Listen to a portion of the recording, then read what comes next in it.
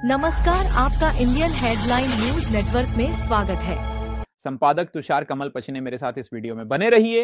राष्ट्रवादी काँग्रेस अजित पवार गट याची उमेदवारी आपल्याला मिळणार होती आणि जनतेने फायनल झाली होती, पण का म्हणून म्हणजे उमेदवारी आपल्याला मिळाली नाही, काय सांगाल आपण? इथे कुठे जनशक्ती आणि धनशक्तीचे वापर करण्यात आला? हो, कारण इथे धनशक्तीला खूप महत्त्व दिलं आणि जनशक्तीला म्हणजे काही हे नाही केलं, कारण आम्ही सर्वसाधारण घरचे आहोत, कारण आम्ही पैसा खर्च करू शकत नाही असं त्यांचं मत होतं, म्हणून त्यांनी धनशक्ती पाहून माझी तिकीट कापली आणि त्यांना दिली।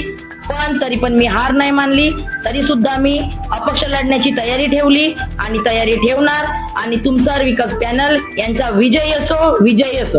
नमस्कार, आपण आलेलो आहोत प्रभाग क्रमांक 2 चे उमेदवार सौ दीपाली ताई छोटू भाऊ समरीत। जाणून घेऊया यांच्याकडे यांच्या प्रतिक्रिया काय आहेत। मी सौ दीपाली छोटू भाऊ समरीत, मी ब गटामधनं सर्वसाधारण महिला उमेदवाराकरिता उभी झालेली आहे। तरी पण माझे पती 30 वर्षापासून त्या वार्डामध्ये समाजसेवा पदावर नसताना सुद्धा समाजसेवा करतात आणि मी पण त्यांच्या सोबतीला आहे आणि नंतर पण ही प्रतिक्रिया सुरूच ठेवणार। ताई, मला सांगा की आपण राजकारणात नसताना सुद्धा आपण राजकारणात म्हणजे समाजकार्य आपले सुरू आहे, पण आपण समाजकारणातून राजकारणात येण्याचा हा विचार आपण कसा केला? राजकारणाचा विचार याच्यासाठी केला की हे पदावर नसताना सुद्धा गोरगरिबांना मदत करत होते, कोणाला अडचण आली काही आले ते सॉल्व करत होते, कारण त्यांची ती सेवा आहे अगोदर पासून आणि त्यांना म्हणजे आवडते की कधी लोकांचं मन नाही दुखवायचं, कधी कोणाला नाराज नाही करायचं, म्हणून त्यांनी एक चान्स घेतलेला आहे की मला पण आता जसं मी अगोदर करतच आहे तर पदावर आल्यावर मी अजून पुन्हा कार्य करणार अशी त्यांची एक इच्छा होती, म्हणून आम्ही आता रिंगणात उतरलो आहोत। तर मला तुम्ही आता सपोर्ट करा, एक चान्स द्या आणि निवडून द्या। टोपली माझं चिन्ह आहे, बौद्ध चिन्ह, आणि टोपलीला निवडून द्या। ताई, मला सांगा की छोटू भाऊंची जी अविरत सेवा 35 वर्षापासून आहे, आपल्याला आपल्या घरच्या कामामुळे किंवा घरच्या व्यापामुळे आपल्याला वेळ मिळत नव्हता, आपण आता वेळ काढणार म्हणजे लोकांच्या सेवेसाठी? होय, काढणार वेळ, कारण माझे पती अगोदर पासून म्हणजे त्यांना वेळ द्यावा लागत होता, तर आता मी पण उभी झाली तर मला पण त्यांना संपूर्ण वेळ द्यावा लागेल आणि मी देणार, ही माझी इच्छा आहे। आणि मला एक चान्स द्या, एक वेळा मला निवडून आणा, मी पूर्णपणे वेळ देणार, कारण आम्ही दोघं पण व्यापमध्ये घुसलो तर आम्हाला वेळ मिळत नव्हता। मी दुकानात राहायची तर ते रिंगणामध्ये उतरायचे आणि आता ते दुकानात राहतील तर मला वेळ द्यावा लागेल, सर्वांना बोलावं लागेल, सर्वांच्या समस्या समजावं लागेल।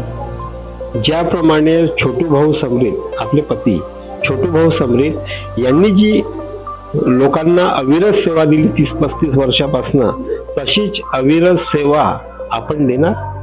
होय, देणार, कारण आपल्याला आता उमेदवारीमधून निवडून यायचंच आहे तर आपल्याला पूर्ण वेळ तिथं द्यावंच लागेल, त्यांच्या गरजा पूर्ण करावं लागेल, त्यांच्या समस्या पूर्ण सांभाळावं लागेल आणि वेळ तर द्यावंच लागेल, कारण आपण रिंगणात उतरलो तो वेळ देणं गरजेचं आहे आणि देणार आणि देत राहील। आपल्या प्रभागामध्ये काय काय समस्या आहेत आणि त्याचे निराकरण कसे कराल? माझ्या वार्डामध्ये ही समस्या आहे की माझ्या वार्डामध्ये गोरगरीब बसलेली वस्ती आहे आणि त्यांना पट्ट्यांची खूप गरज आहे। आजपर्यंत एवढे नगरसेवक येऊन गेले, त्यांनी काही केलं नाही, त्यांनी काही लक्ष दिलं नाही, पण मी हा मुद्दा उचलला।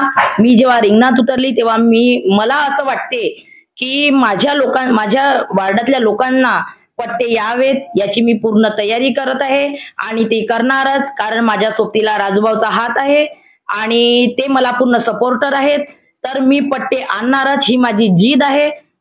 आणि तिथं नाल्यांचं आहे, MSCB ची लाईट जातो तर माझे पतीच फोन करतात, तेच सांगतात की खंब्याची लाईट गेली आहे, त्यांच्याकडे येतात मेंबर, ते पदावर नसताना सुद्धा ते चिल्लर कामं करतात आणि लोकांना जे फॉर्म वगैरे भरायचे राहिले, काही करायचे राहिले, त्यांच्याकडे येतात, ते त्यांना सजेशन देतात. कारण मेंबर 5 वर्ष निवडून आल्यानंतर तिकडे लक्ष देत नाही आणि काही ते करत नाही. एक वेळा निवडून आले तर ते मोहल्ल्यामध्ये भटकत नाही. आम्हाला तिथं स्थायी राहावं लागतो आणि ते कसं समजावून सांगतात सर्वांना आणि त्यांच्यासोबत मी आहे आणि मी ते करणारच अशी माझी जिद आहे आणि राजू भाऊचा माझ्यावर आशीर्वाद आहे आणि ते मी पूर्ण करणारच.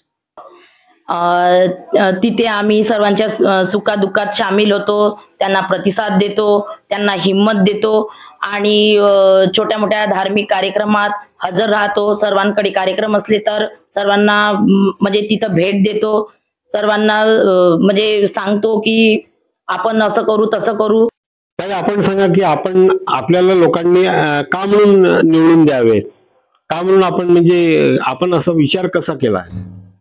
विचार असा केलेला आहे कारण आम्ही पदावर नसताना सुद्धा तिथं म्हणजे समाजकार्य केले, सर्वांच्या समस्या हल केला आणि सगळ्यांना म्हणजे मदत केली. तर आता पदावर नसताना सुद्धा केली, तर पदावर आल्यावर मी पूर्ण म्हणजे जोमाने करणार आणि मला हिम्मत राहणार. माझ्या पाठीशी राजूभाऊ आहेत, त्यांचा मला प्रतिसाद आहे. म्हणून मला एक विनंती आहे, जे माझे मतदाता आहेत त्यांना मी एक विनंती करते की मला एक चान्स द्या आणि टोपली या चिन्हावर बटन दाबून माझे पूर्ण म्हणजे मला निवडून द्या, हीच माझी विनंती आहे.